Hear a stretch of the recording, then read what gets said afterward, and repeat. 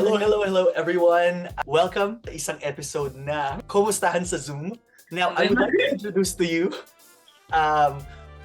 our student and with his dependent applicant, his wife. So, I want to welcome si King and si Lay. So, hi everyone. So basically, yung Rooting for You is education agency. So basically, kami yung nag-enroll kay King sa college and kami nag-connect sa kanya. So kami ang nagbigay ng advice when it comes to education pathway, gano'n. Si King yung student and si Lay yung dependent applicant as King's wife. Si King, ang ini-study niya sa Melbourne City is Certificate 3 in Commercial Cookery, then Certificate 4 in Kitchen Management, then Diploma of Hospitality Management. So package siya for 2 years. Is that right? Yes. For 2 years. Alright. And yung location ng education provider niya is nasa Melbourne City. So kami sa Rooting for You, we were the education agents for King and Lay. So, what we're going to do now is magkakamustahan lang tayo. Therefore, kumustahan sa Zoom. Magkakamustahan lang kami. I would like to share yung story nila King and ni Lay and yung process lang. And kamusta sila dito sa Australia. So, kumusta naman? Kamusta naman kayo dito sa Australia? So, dumating kayo last week, Wednesday. Yes. Kamusta yung first week niyo? First week, hindi makapaniwala. It's like super busy for the whole week. Kapag first step dito sa Melbourne, alam mo, panaginip lang ba o alam mo, hindi ka makapaniwala na andito na. Nakaapak na rin. Dagdagan mo ng lamig. Ayun, yung parang as in, ano talaga, for the whole week talaga. As in yun nga, busy. Tapos, yun na, pagdating namin is like, grabe ang welcoming ng family. So, parang sobrang saya. Naiyak ako, Char. Overwhelmed po. Overwhelmed. Totoo. Kasi if we look back on kung ilang yung pag-process natin, di ba? So, parang sa gano'n na, nakaapak ka na sa Melbourne. Sabi ko nga sa kanya, sampalin mo nga ako, baka na naginip na ako eh.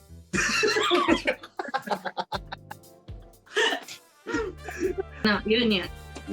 Yung 1 week namin, gano'n. Sobrang overwhelmed tapos kasi sobrang busy din kasi grabe nga yung pag-welcome ng family.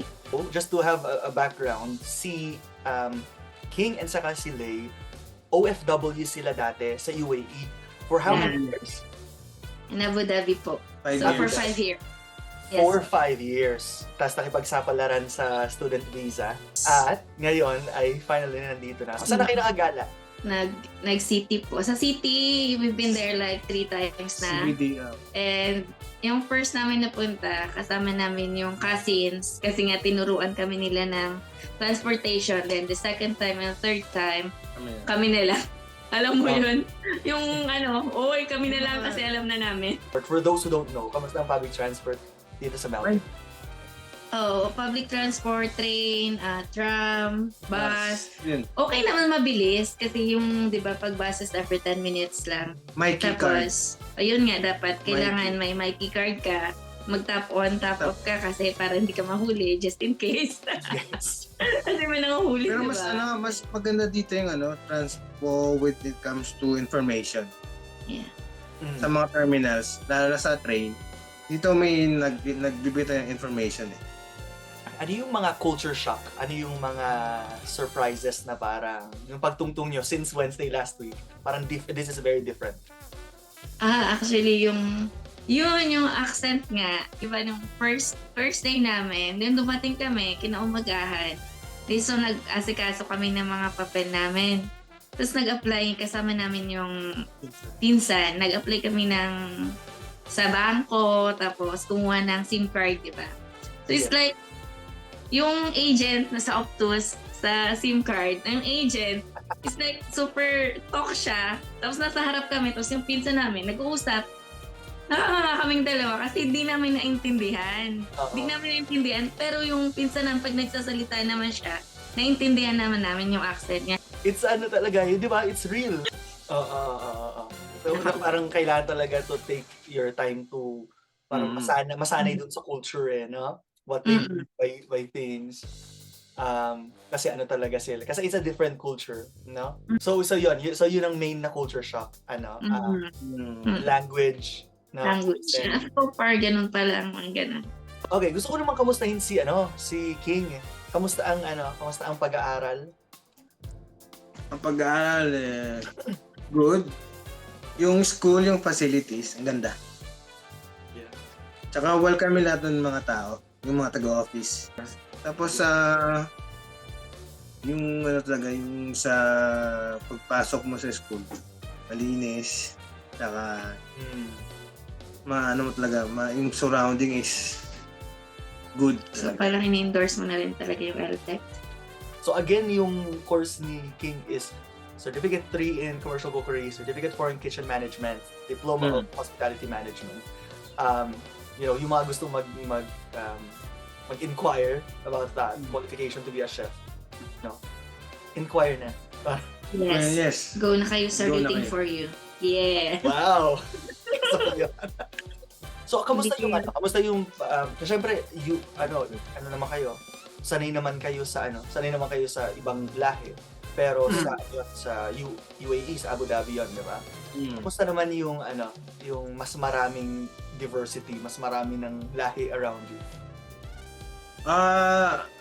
Ano naman siya, may konting medyo barrier adjustments, Pero dito, kailangan mo talaga, mas marami talaga dito, yung multicultural dito kasi.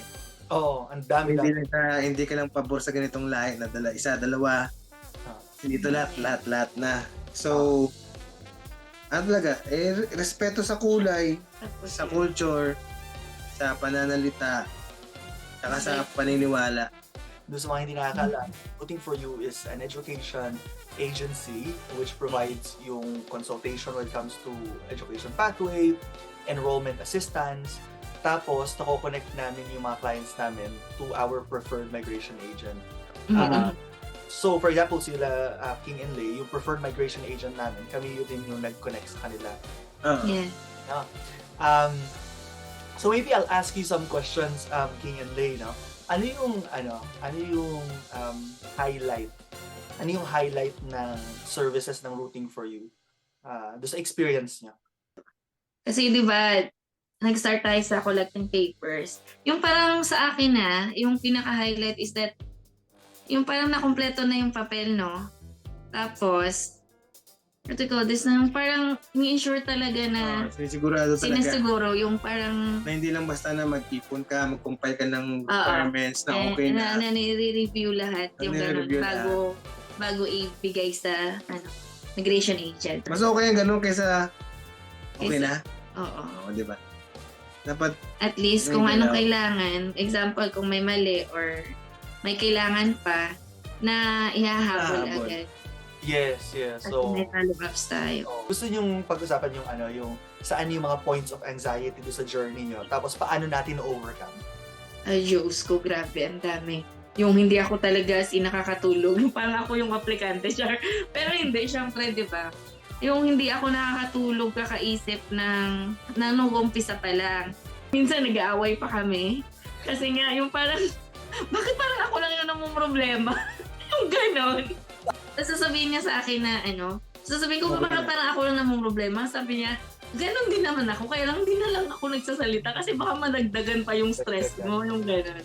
Doon sa anxiety na yun, doon sa hindi nakakatulog ganyan, paano naman nakatulong kami sa Rooting for You para i-guide kayo doon sa anxiety na?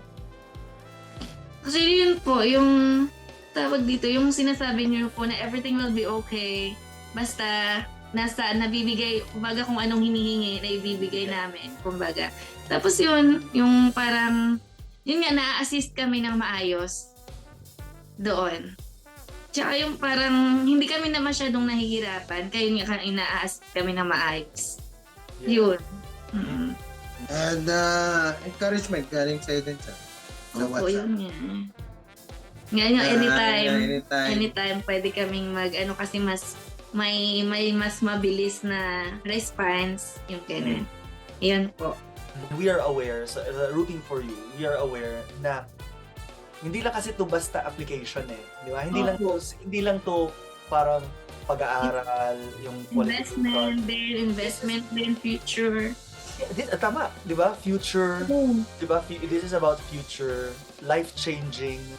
Sabi ko, sarili ko, sa kay Lay, ganito pala, hindi pala siya na iaasa mo lang sa agent na magbibigay ka na ng isang papel, siya na bahala. Hindi. Dapat tulungan talaga. Kasi walang walang sense pag yung agent lang. Pag ikaw lang, dapat mutual, pareho talaga.